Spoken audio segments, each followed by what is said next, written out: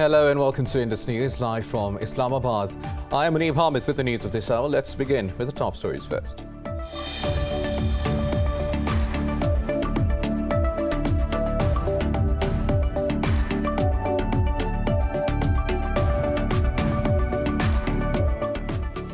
The United States, Australia and the United Kingdom have issued a warning that there is a high threat of terrorist attack at Kabul airport. The three have advised their citizens not to travel to the airport, while those already there should leave the area immediately. However, the Taliban have said their guards continue to protect civilians from any ISIS attack outside the airport.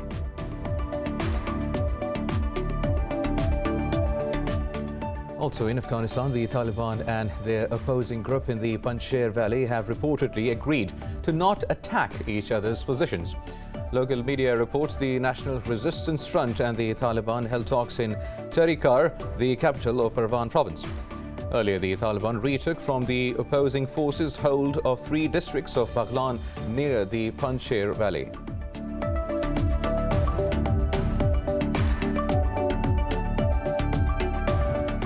Israel says it is stepping up plans for a possible military operation in Gaza and a strike against Iran. Defense Forces Chief of Staff Lieutenant General Aviv Koshavi said the military action will be launched in near future. Talking to reporters, he said Israel plans to strike Iran in case Tehran does not halt its nuclear program.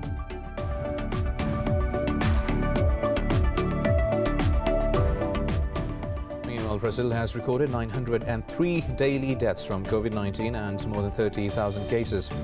In Pakistan, the virus claimed 85 lives and infected over 4,500 people in the past 24 hours.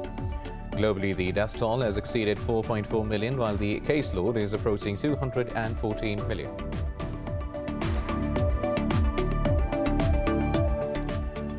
In Venezuela, at least 20 people have died after intense rains caused mudslides and floods in the western state of Merida. Authorities say more than 1,200 houses have been destroyed and 17 people remain missing.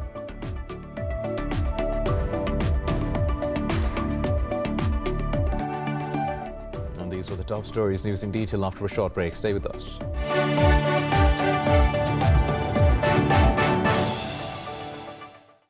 Welcome back. Now let's have the news in detail. We'll start from Afghanistan now.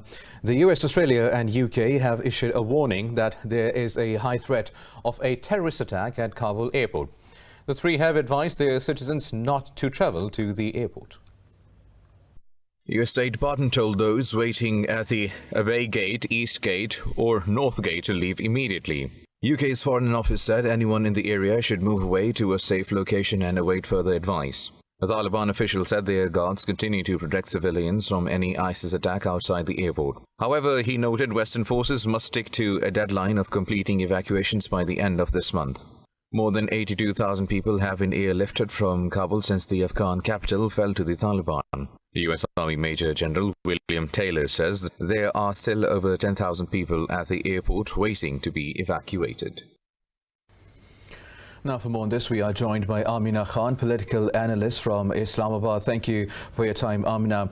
Now tell us, Amina, what effect would this latest terrorist attack at the Hamid Karzai airport warning have on the people at the airport and in Kabul? It's very unfortunate, but I think it also highlights the current situation, which is extremely complex and fragile, and the fact that there are a number, of spoilers within Afghanistan, derailing this very critical process where you've got, on the one hand, evacuations taking place, the deadline just around the corner, with both sides, the Taliban not willing to extend the deadline, and I think this was something that the Taliban had said that they were fearing, that with the ongoing process there could be a wave of attacks, and this is just the first. We also know that the previous attacks that have taken place have been by the ISKP. So I think the situation is very fragile and critical at this time, and it could go either way. Right. Also, Amina, the United States and its allied forces are still in charge of the security of the Kabul airport, while the Taliban guard the outside. If an attack were to happen, whose responsibility would it be to prevent and repel such an attack? Well, I think obviously both sides are going to, push the onus or the responsibility on one another. Clearly, it has been demarcated, as you just pointed out.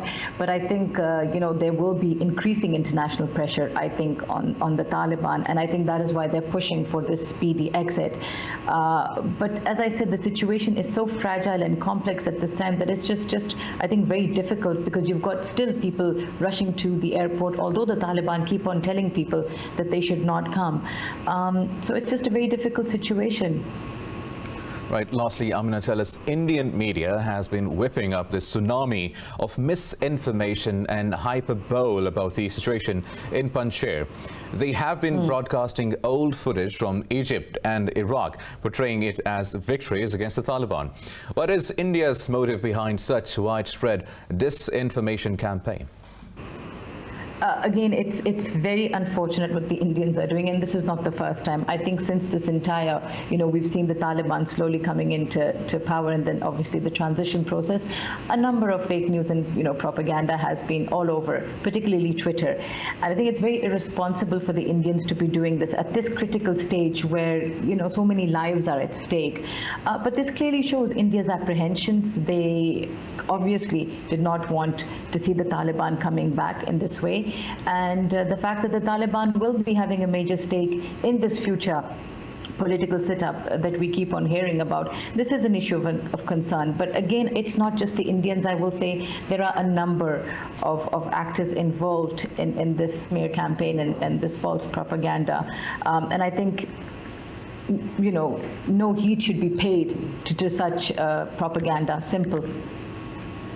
Right, absolutely, and we hope our Indians are watching this broadcast now. Thank you, Amina, for your time on Indus News. Thank you very much. Well, now the Taliban and their opposing group holed up in the Panjshir Valley have agreed not to attack each other's positions and to continue peaceful efforts.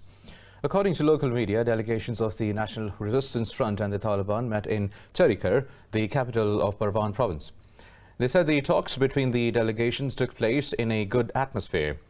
Earlier, the Taliban took hold of 3 districts of Baghlan near the Panjshir Valley after the opposing forces had claimed of taking their control a day before. Flickers of resistance had erupted against the group after some ex-government troops started gathering in the valley north of Kabul.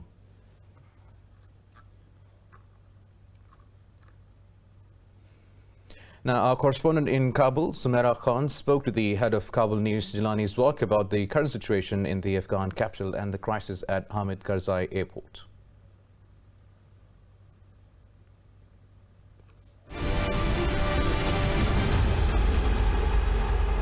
Today we have with us respectable Jilani Zwak, who's the CEO of Kabul News. It's a widely watched news channel in Afghanistan, across Afghanistan, and they have a wide viewership here. I wanted to speak to him about the current situation of Afghanistan, and we'll ask him a few questions that are pertinent to the current situation of the country after this huge transition. Sir, आपका बहुत शुक्रिया, आपने वक्त दिया हमारे channel के लिए. So thank you so much for talking to Indus News. We welcome you at Indus News Special transmission. Will you first tell me what is the situation in Afghanistan? जी एक बहुत बड़ा चेंज आया है. A big change has taken place. It's a regime change, a regime which had been based on democracy, and now the Taliban have come. Taliban who have their own viewpoint, what they call a system based on Islamic teachings. Initially, people were very scared because of their history, because of their previous tenure. People were scared because they were unsure that what is going to happen to their freedoms. There were a lot of restrictions in their last regime. People were worried that how would they treat their enemies? Would they imprison people, or there would be some executions? People were worried that what will happen if the Taliban came to power, as they have set a brutal impression in the past 2 decades. And when they will come to the center, they will bring violence with them. But the ground reality is a bit different. In the past week, the Taliban have tried to assure assure especially the women and media that they will carry out their work. There is a little worry here that the working women have been told to stay at their homes, telling that as all the offices are under the influence of security personnel, just to prevent any mishap. But let's see what happens.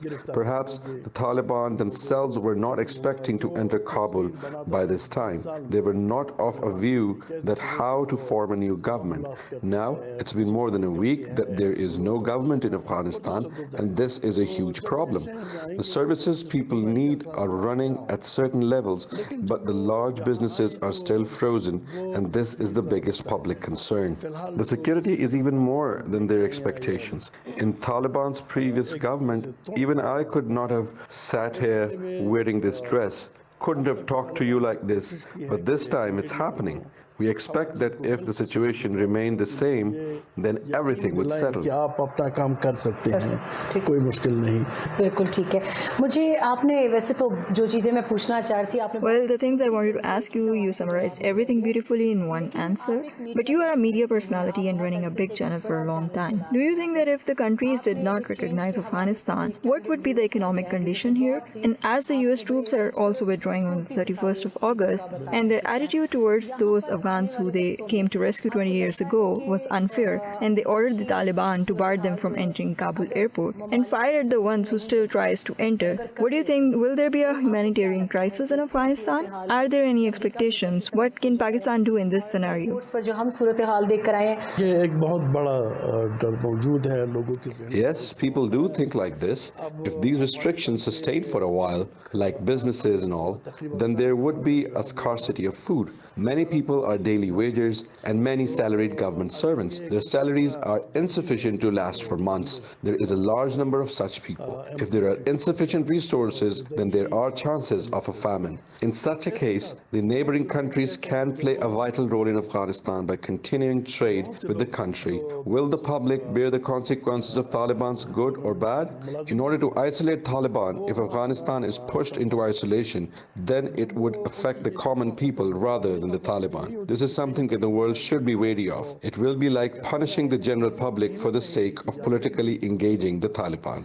तो ऐसे लोगों की तादाद बहुत ज़्यादा है. This was head of CEO of Kabul News, respectable Zwak sir, and we are signing off from here. I'll keep you posted on more updates as soon as I receive them. Stay tuned with Indus News.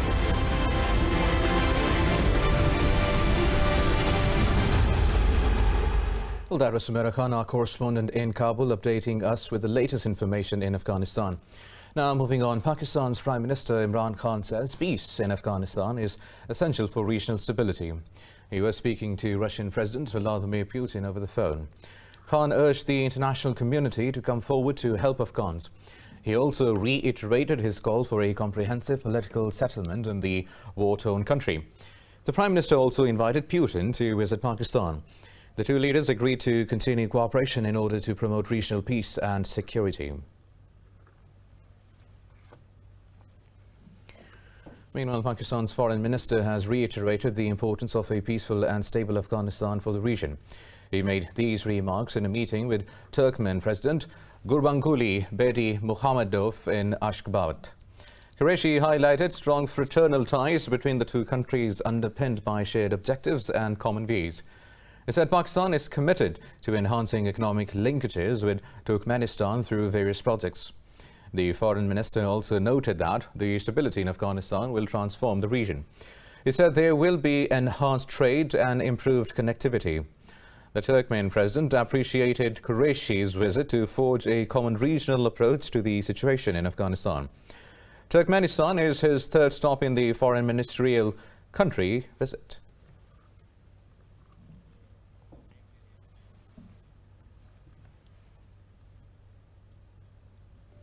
Israel says it is stepping up plans for a possible military operation in Gaza and a strike against Iran. Defense Forces Chief of Staff Lieutenant General Aviv Kochavi made these remarks while talking to reporters in Tel Aviv. Kochavi said the military action will be launched in the near future. The defense chief said Israel plans to strike Iran in case Tehran does not halt its nuclear program. He added the Israeli army is working systematically and in various ways to reduce Iran's influence in the Middle East.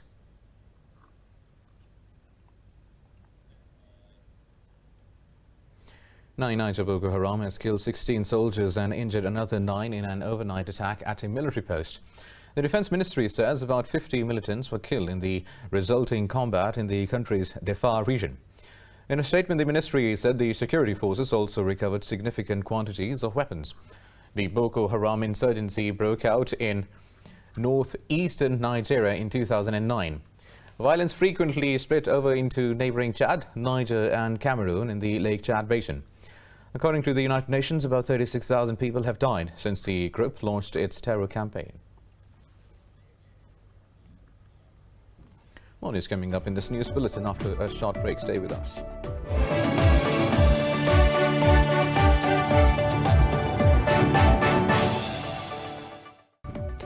Welcome back now. Brazil has recorded 903 daily deaths from COVID-19 and more than 30,000 cases. Globally, the death toll has exceeded 4.4 million, while the caseload is approaching 214 million. More details about the pandemic in this report. With vaccinations ramped up, COVID-19 still continues to take tens of thousands of lives every day. In India, 607 more people lost their lives, while more than 46,000 were tested positive overnight. Iran recorded a record of daily 709 deaths from the virus as the worst-hit country in the Middle East faces a fifth surge in infections. Meanwhile, the World Health Organization says the data on the benefits and safety of vaccine booster shots is not conclusive yet. In the U.S., health regulators are expected to approve the third shot for adults beginning at least 6 months after full vaccination. New York's governor has revealed 12,000 more people died of the virus than previously counted. Meanwhile, hundreds of people protested in New York City against vaccine mandates. I think you should have the choice whether or not to take the shot. I don't think it's right for the corporations to pressure citizens to take a shot. The FDA has been wrong before. People can look up how many times they've been wrong. There's a long, long list of drugs that they've had to recall over time. Why is this any different? Over in Oceania, Australia, daily cases have topped 1,000 for the first time since the pandemic began. Hospitals in Sydney have set up emergency outdoor tents to help deal with a rise in patients. Meanwhile, New Zealand reported 68 cases overnight as the entire country of 5 million remains at home under a strict lockdown. Prime Minister Jacinda Ardern says the curbs have helped to limit Delta's spread even as the number of new cases have risen. As you heard today, we are in a very similar place to yesterday. With Delta, these numbers are not necessarily unexpected. It's more infectious, and we know it moves faster. So even though we moved into lockdown quickly once we discovered it, we should expect to see the impact of it being in our community for roughly a week or more prior for a time to come.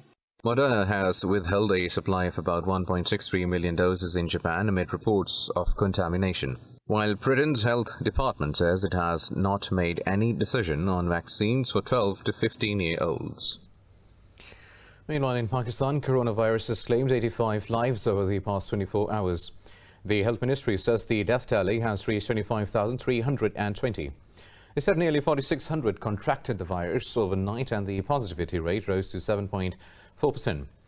The ministry said the caseload has exceeded 1,140,000, while it said over 1,022,000 have recovered, while there are more than 92,000 active cases. Pakistan has administered over 47.8 million vaccine doses so far. Nearly 14 million people have been vaccinated. China will host the first Shared Future 2021 International Peacekeeping Military Exercise from September 6th to 15th.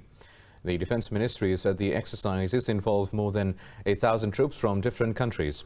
It also added that troops from Pakistan, Thailand and Mongolia will be part of the drills. Infantry, engineering, transport, medical and fast reaction forces will participate. Meanwhile, the Chinese military will also hold large-scale drills in the Tibet Plateau region.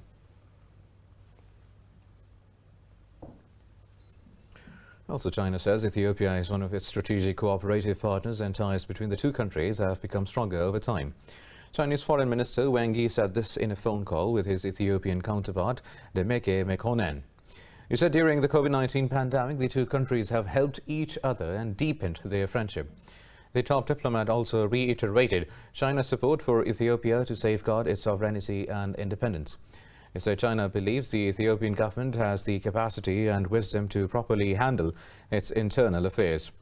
Wang noted China will oppose external forces interfering in Ethiopia's matters under the pretext of human rights.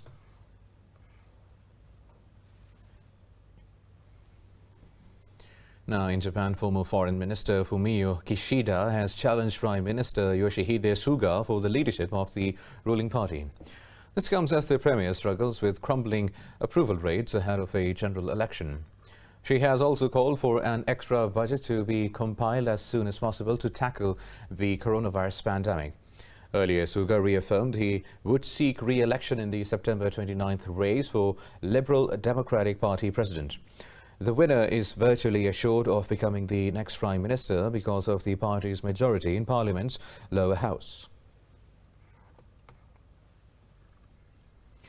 Now, in Venezuela, at least 20 people have died after intense rains caused mudslides and floods in the western state of Merida. Authorities say more than 1,200 houses have been destroyed and 17 people remain missing. They say work is underway to restore telephone service in some areas.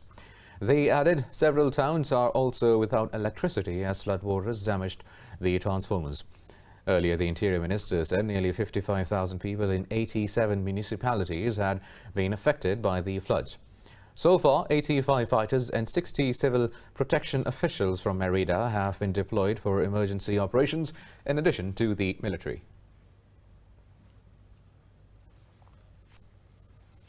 Now, in Spain, a three-story building has collapsed in the region of Valencia. Rescue workers are searching for at least 2 people trapped under the rubble. They managed to locate one of the people under the rubble who was conscious and able to communicate. The building was made up of 20 apartments and was built decades ago. An investigation is underway to find out the cause of the collapse. Now, moving on to Colombia, where authorities have seized over 1.2 tons of cocaine from FARC dissident group.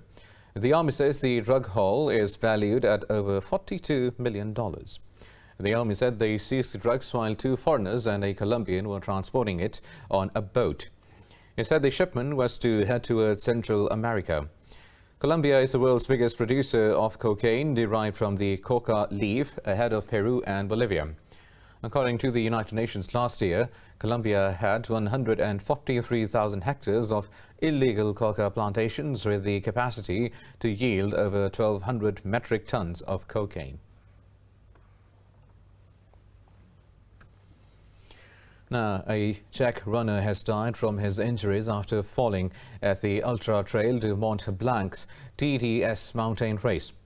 The organizers say the incident occurred on the descent, known to be very difficult. The TDS is one of the many Ultra Trail de Mont Blanc events taking place in the vicinity of the highest mountains in the Alps. It features 1,600 participants in a 145-kilometer run with 9,100 meters of altitude gain across the Italian and French Alps. This is the first fatal accident on the UTMB race since the creation of the sporting event 18 years ago.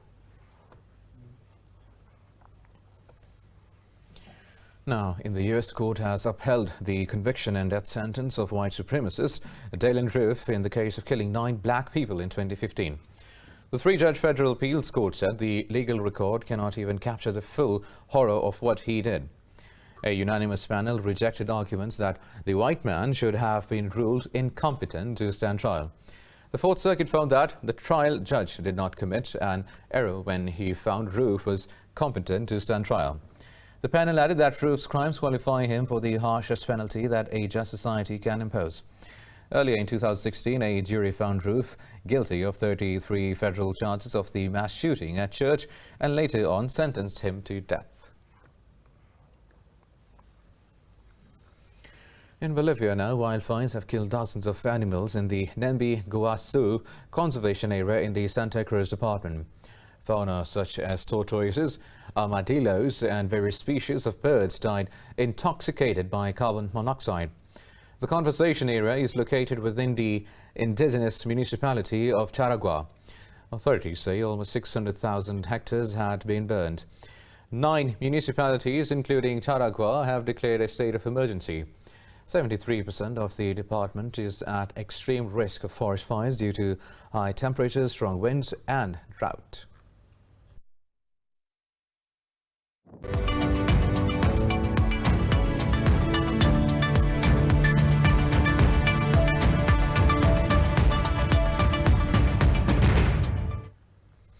Now, European shares have pulled back following the global market mood.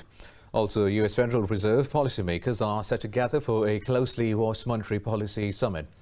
Frankfurt's DAX led the losses, dipping more than 0.5%. FTSE MIB in Italy shed just above 0.5%. The Pan-European Stock 600 and CAC 40 in Paris each dropped 0.5%. London's FTSE slipped nearly 0.5% as well.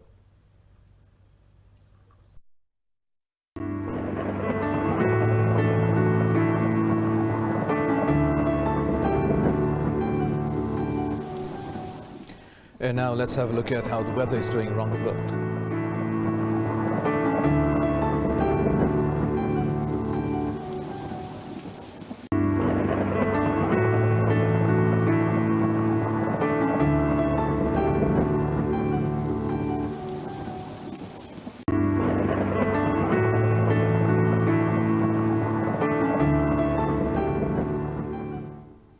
And with the weather updates, we come to the end of this news bulletin. For the latest updates, you can follow us on social media at Indus.News.